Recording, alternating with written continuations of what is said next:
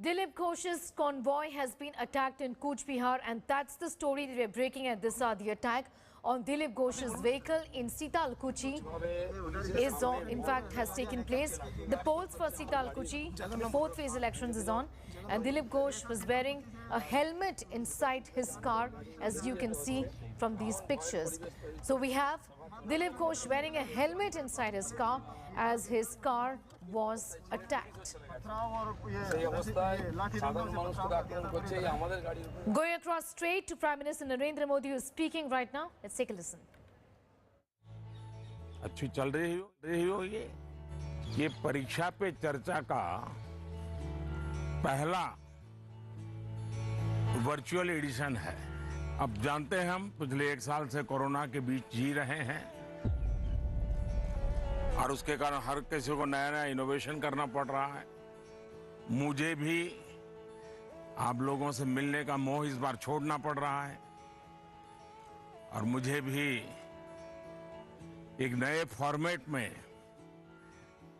आपके बीच आना पड़ रहा है और आपसे रूबरू न मिलना, आपके चेहरे की खुशी न देखना, आपका उमंग और उत्साह न अनुभव करना, ये अपने आप में मेरे लिए बहुत बड़ा लॉस है। लेकिन फिर भी परीक्षा तो है ही है, आप है, मैं हूं, परीक्षा है, तो फिर अच्छा ही है कि हम परीक्षा पे चर्चा कंटिन्यू करेंगे और इस साल भी ब्रेक नहीं लेंगे। अभी हम अपनी बातचीत का सिलसिला शुरू करने जा रहे हैं। एक बात मैं शुरू में जरूर देशवासियों को भी बताना चाहता हूं और गार्डियंस को बताना चाहता हूं, टीचर्स को बताना चाहता हूं। ये परीक्षा पे चर्चा है, लेकिन सिर्फ परीक्षा की ही चर्चा नहीं है। बहुत कुछ बातें हो सकती हैं। एक हल्का फुल्का माहौल बनाना है, एक नया आत्मविश्वास पैदा करना है और जैसे अपने घर में बैठ के बातें करते हैं, अपनों के बीच बात करते हैं, यार दोस्तों के साथ बात करते हैं, आइए हम भी ऐसे ही बात करेंगे।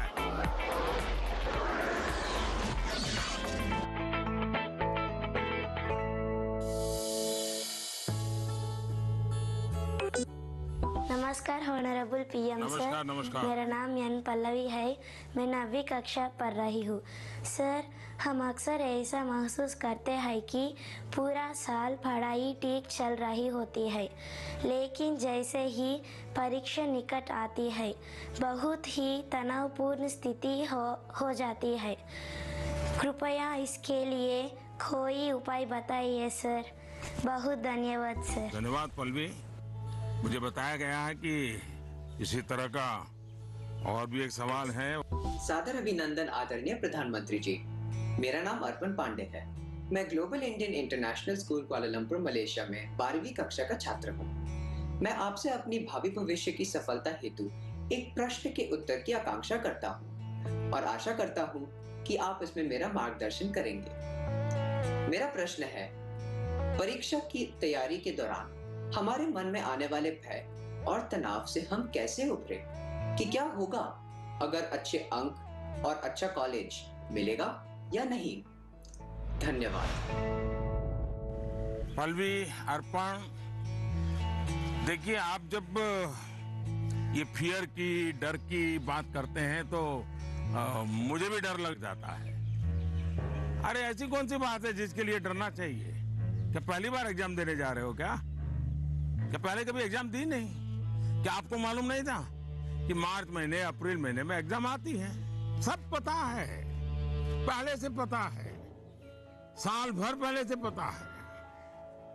अचानक तो नहीं आया है, और जो अचानक नहीं आया है, कोई आसमान नहीं टूट पड़ा है। इसका मतलब हुआ कि आपको डर एग्जाम का नहीं है, आपको डर किसी और का है। और वो क्या है?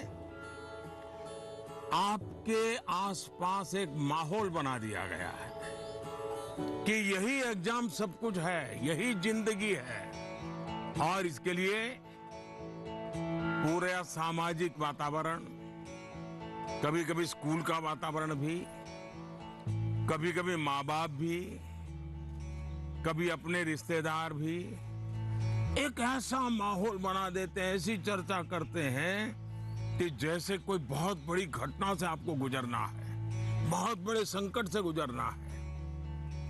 मैं उन सब से कहना चाहूंगा, खास करके मैं पेरेंट्स से कहना चाहता हूं, आपने क्या करके रख दिया है। मैं समझता हूं कि ये सबसे बड़ी गलती है। हम आवश्यकता से अधिक ओवर कॉन्शियस हो जाते हैं, हम थोड़े ज्यादा ही सोचने लग जाते हैं, और इसलिए मैं समझता हूं कि जिंदगी में ये कोई आखिरी मुकाम नहीं है। ये जिंदगी बहुत लंबी है, बहुत पड़ाव आते हैं, एक छोटा सा पड़ाव है। हमें दबाव नहीं बनाना चाहिए, चाहे टीचर हो, स्टूडेंट हो, परिवारजन हो, यार दोस्त हो।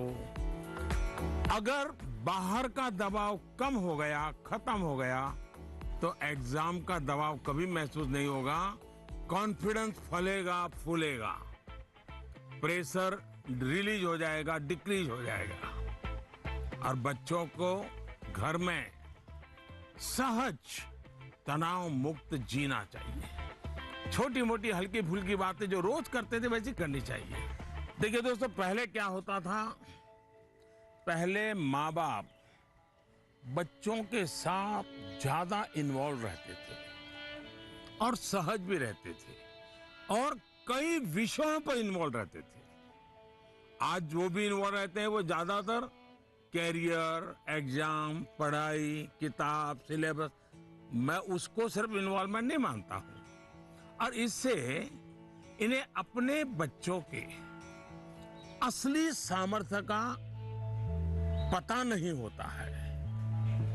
अगर माँ बाप ज्यादा इन्वॉल्व है तो बच्चों की रुचि, प्रकृति, प्रवृत्ति इस सब को अच्छी तरह समझते हैं और जो कमियां हैं उन कमियों को समझ करके उसको भरने की कोशिश करते हैं, और उसके कारण बालक का कॉन्फिडेंस लेवल बढ़ता है, उसकी स्ट्रेंथ माँ बाप को पता है, उसकी वीकनेसेस माँ बाप को पता है, और उसके कारण माँ बाप समझते हैं कि ऐसे समय वीकनेसेस को बाजू में करो, स्ट्रेंथ को जितना बल दे सकते हो दो। लेकिन आज कुछ माँ बाप इतने व्यस्त हैं कि उन्हें बच्चों के साथ रियल सेंस में इन्वॉल्व होने का समय ही नहीं मिलता। इसका परिणाम क्या होता है? आज बच्चे के सामर्थ्य का पता लगाने के लिए पेरेंट्स को एग्जाम के रिजल्ट का शीट देखना पड़ता है, और इसलिए बच्चों का आकलन भी बच्चों के रिजल्ट तक ही सीमित हो गया है। मार्क्स के परे भी बच्चे में कई ऐसी चीजें होती हैं जिन्हें पेरेंट्स मार्क ही नहीं कर पाते हैं। साथियों, हमारे यहाँ एग्जाम के लिए एक शब्द है कसौटी, मतलब खुद को कसना है। ऐसा नहीं है एग्जाम आखिरी मौका है, बल्कि एग्जाम तो एक प्रकार से एक लंबी जिंदगी जीने के लिए अपने आप को कसने का उत्तम अवसर है, एक अपॉर्चुनिटी है। समस्या तब होती है जब हम एग्जाम को ही जैसे जीवन के सपनों का अंत मान लेते हैं, जीवन मरण का प्रश्न बना देते हैं। दरअसल एग्जाम जीवन को गढ़ने का एक अवसर है, एक अपॉर्चुनिटी है, एक मौका है। उसे उसी रूप में लेना चाहिए। एक्चुअली हमें अपने आप को कसौटी पर कसने के मौके खोजते ही रहना चाहिए ताकि हम और बेहतर कर सकें। हमें भागना नहीं चाहिए। आइए दोस्तों, अगले सवाल की तरफ बढ़ते हैं। माननीय प्रधानमंत्री जी नमस्कार। मेरा नाम पुण्य सुन्या है। मैं कक्षा 11वीं की छात्र हूँ। मेरे विद्यालय का नाम विवेकानंद केंद्र विद्यालय निर्जुली, डिस्ट्रिक्ट पापुमपारे, स्टेट अरुणाचल प्रदेश है। माननीय प्रधानमंत्री जी, कुछ सब्जेक्ट्स और कुछ चैप्टर्स है जिनको लेकर मैं सहज नहीं हूँ, उनसे पीछा छुड़ाने में लगी रहती हूँ। मैं चाहे कितनी भी कोशिश क्यों ना करूँ, मैं उन्हें पढ़ नहीं पाती हूँ। शायद ये इसलिए होता है क्योंकि मुझे उनसे डर लगता है। सर, इस स्थिति को कैसे दूर किया जा सकता है? धन्यवाद सर। चलिए, आंध्र से हम मलेशिया से अब अरुणाचल पहुंच गए और मुझे बताया गया है कि इसी प्रकार का कोई और एक सवाल भी है। माननीय प्रधानमंत्री जी नमस्कार। मेरा नाम विनीता गर्ग है और मैं SRDAV पब्लिक स्कूल में 25 वर्ष से कार्यरत हूँ। मेरा प्रश्न है, कुछ सब्जेक्ट्स ऐसे हैं जिसमें कई स्टूडेंट्स को डर का सामना करना पड़ता है। इस वजह से वह इनसे बचते हैं। इसके बारे में इतिहास या गणित जैसे विषयों के शिक्षक अच्छी तरह से समझ सकते हैं। टीचर के तौर पर इस स्थिति को और बेहतर बनाने के लिए हम क्या कर सकते हैं? ये कुछ अलग प्रकार का ही विषय मेरे सामने आया। मैं कोशिश करूंगा कि स्टूडेंट्स के मन को छू सकूं और टीचर्स की बात पर गौर के साथ कुछ समाधान बता सकूं। आप दोनों ने किसी खास सब्जेक्ट या चैप्टर से डर की बात कही है। आप लोग अकेले नहीं हैं जिनको इस स्थिति का सामना करना पड़ता हो। हकीकत तो यह है कि दुनिया में एक भी इंसान ऐसा नहीं मिलेगा जिसके ऊपर ये बात लागू न होती हो। मान लीजिए आपके पास बहुत ही बढ़िया 5-6 शर्ट है, लेकिन आपने देखा होगा एक या 2 शर्ट आपको इतने पसंद आते होंगे, बार बार पहनते हैं। इसका मतलब ये नहीं कि बाकी सब बेकार हैं, फिटिंग ठीक नहीं है, ऐसा नहीं है। उन 2 इतने अच्छे लगते हैं कि आप उसको बार बार पहनते हैं। कई बार तो माँ बाप भी इन चीजों के लिए गुस्सा करते हैं कि कितनी बार इसको पहनोगे। अभी 2 दिन पहले तो पहना था। पसंद नापसंद मनुष्य का स्वभाव है और कभी कभी पसंद के साथ लगाव भी हो जाता है। और इसमें डर की, दुविधा की क्या बात है कि हमने डरना चाहिए? दरअसल होता क्या है, जब आपको कुछ चीजें ज्यादा अच्छी लगने लगती हैं तो उनके साथ आप बहुत कंफर्ट हो जाते हैं, बहुत कंफर्टेबल लगता है, सहज हो जाते हैं। लेकिन जिन चीजों के साथ आप सहज नहीं होते, उनके तनाव में आपकी 80% एनर्जी आप उसी में लगा देते हैं। और इसलिए स्टूडेंट से मैं यही कहूंगा कि आपको अपनी एनर्जी को इक्वली डिस्ट्रीब्यूट करना चाहिए। सभी विषयों में बराबर बराबर। आपके पास पढ़ाई के लिए 2 घंटे हैं तो उन घंटों में हर सब्जेक्ट को समान भाव से पढ़िए। अपने समय को इक्वल डिस्ट्रीब्यूट करिए। साथियों, आपने देखा होगा टीचर्स, माता पिता हमें सिखाते हैं कि जो सरल है वो पहले करें। ये आम तौर पर ये कहा जाता है और एग्जाम में तो खास तौर पर बार बार कहा जाता है जो सरल उसको पहले करो भाई, जब टाइम बचेगा तब वो कठिन है उसको हाथ लगाना। लेकिन पढ़ाई को लेकर मैं समझता हूं ये सलाह आवश्यक नहीं है और उपयोगी भी नहीं है। मैं जरा इस चीज को अलग नजरिए से देखता हूं। मैं कहता हूं जबकि पढ़ाई की बात हो तो कठिन जो है उसको पहले लीजिए। आपका माइंड फ्रेश है, आप खुद फ्रेश हैं, उसको अटेंड करने का प्रयास कीजिए। जब कठिन को अटेंड करेंगे तो सरल तो और भी आसान हो जाएगा। मैं अपना अनुभव बताता हूँ। जब मैं मुख्यमंत्री था, फिर प्रधानमंत्री बना, तो मुझे भी बहुत कुछ पढ़ना पड़ता है, बहुत कुछ सीखना पड़ता है, बहुतों से सीखना पड़ता है, चीजों को समझना पड़ता है। तो मैं क्या करता था, जो मुश्किल बातें होती है, जिसके निर्णय थोड़े गंभीर होते हैं, मैं मेरे सुबह जो शुरू करता हूँ तो कठिन चीजों से शुरू करना पसंद करता हूँ। मुश्किल से मुश्किल चीजें मेरे अफसर मेरे सामने लेकर के आते हैं, क्योंकि उनको मालूम है कि वो मेरा एक अलग मूड होता है। मैं चीजों को बिल्कुल तेजी से समझ लेता हूँ, निर्णय करने की दिशा में आगे बढ़ता हूँ। मैंने अपना एक नियम बनाया है, कोशिश की है। और जो सरल चीजें हैं, दिन भर की थकान के बाद रात देर हो जाती है, तो चलो भाई, अब उनको मैं ज्यादा दिमाग खपाने की जरूरत नहीं, क्योंकि गलती होने का कारण नहीं है, तो उन चीजों को मैं फिर देर रात तक खींच लेता हूँ। लेकिन सुबह जब उठता हूँ तो फिर कठिन से ही मुकाबला करने के लिए निकल पड़ता हूँ। दोस्तों, एक और बात हमें अपने आप से सीखनी चाहिए। आप देखिए, जो लोग जीवन में बहुत सफल हैं, वो हर विषय में पारंगत नहीं होते, लेकिन किसी एक विषय पर, किसी एक सब्जेक्ट पर उनकी पकड़ जबरदस्त होती है। अब जैसे लता दीदी हैं,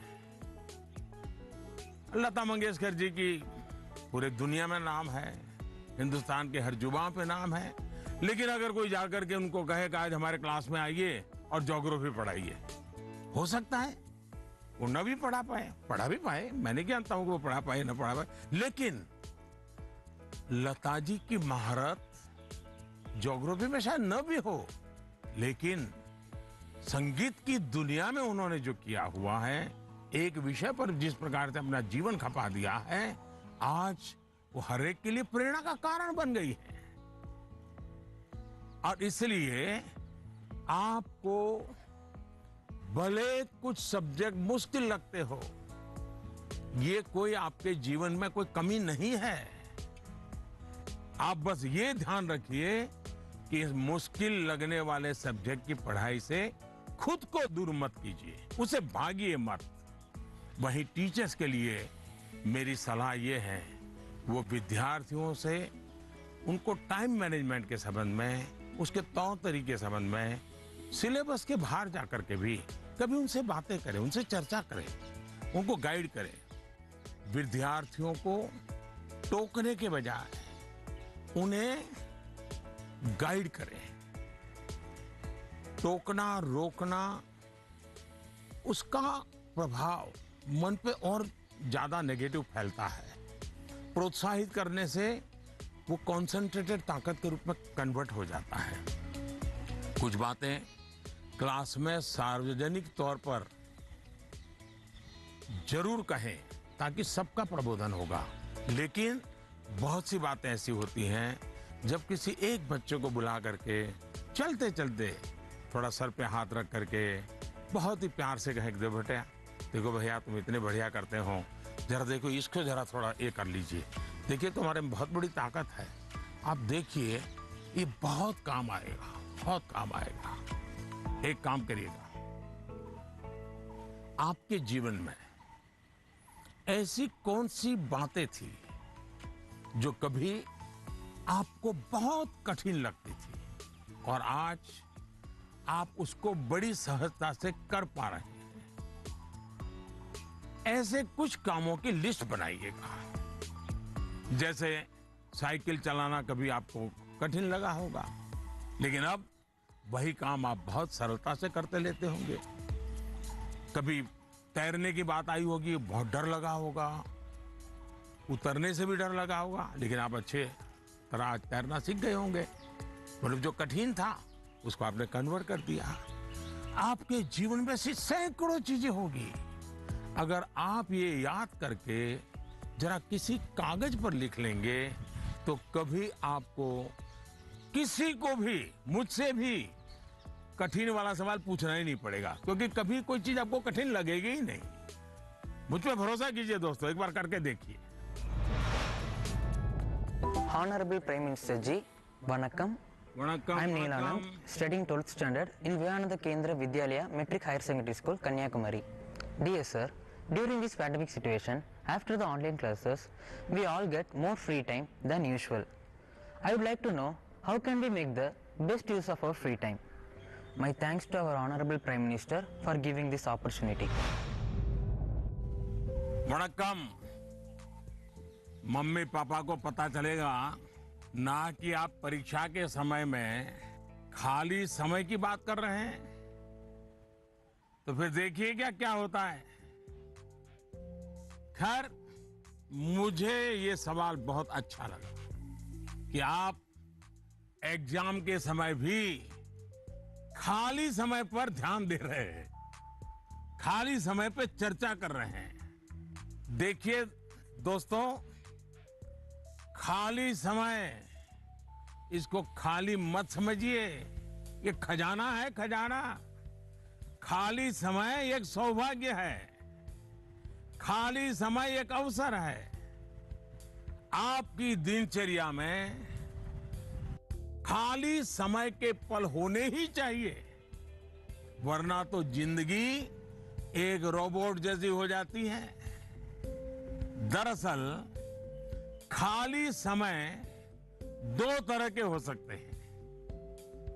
एक जो आपको सुबह से ही पता है कि आज आप 3 से 4 बजे तक फ्री हैं, या आने वाले रविवार को आप आधा दिन फ्री हैं, या आप 4 तारीख को छुट्टी है, आप दोपहर तक आपके पास कोई काम नहीं, आपको पता है।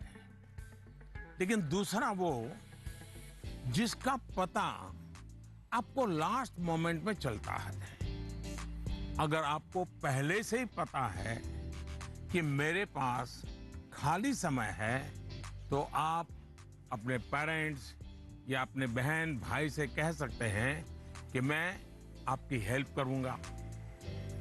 आपको क्या काम करना है, आप क्या कर रहे हैं, मैं क्या हेल्प कर सकता हूं। दूसरा, आप सोचें कि ऐसी कौन सी चीजें हैं जो आपको खुशी देती हैं। थोड़ा भारी भरकम शब्द है स्वांतः सुखाय, जिसमें से आपको सुख मिलता है, आपको आनंद मिलता है, आपके मन को बहलाती हैं। आप ऐसा भी कुछ कर सकते हैं।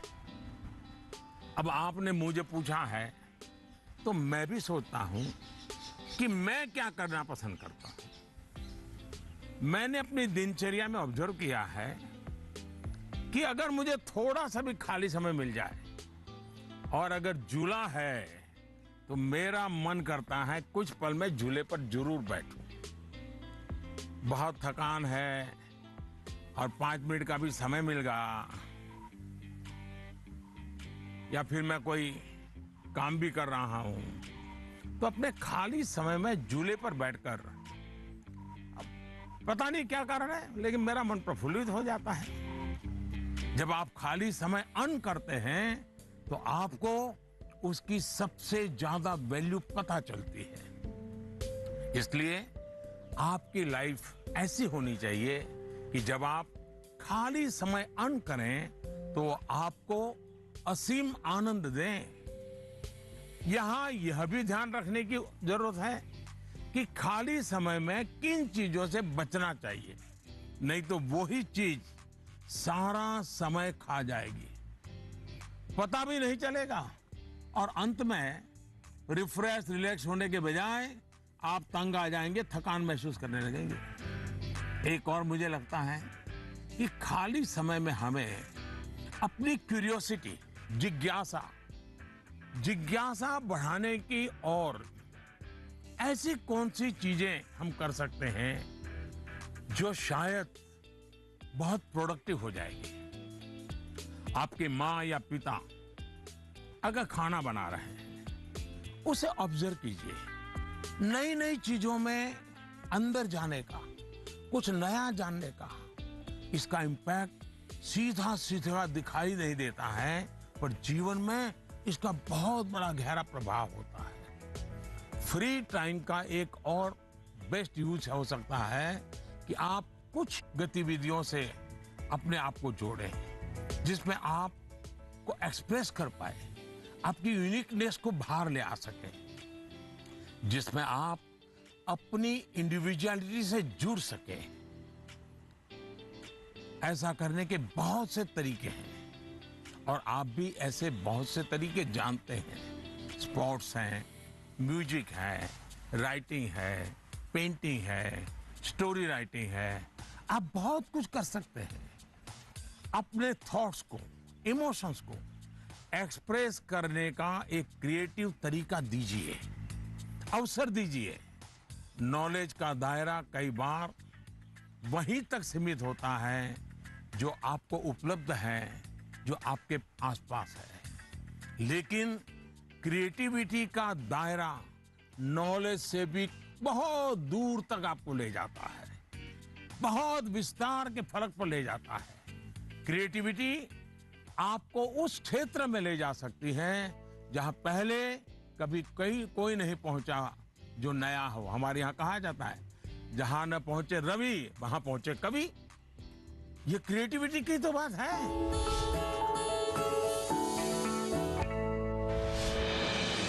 With the world's largest COVID vaccination drive, India is leading the way as the vaccine reaches every corner of the nation. Do not forget the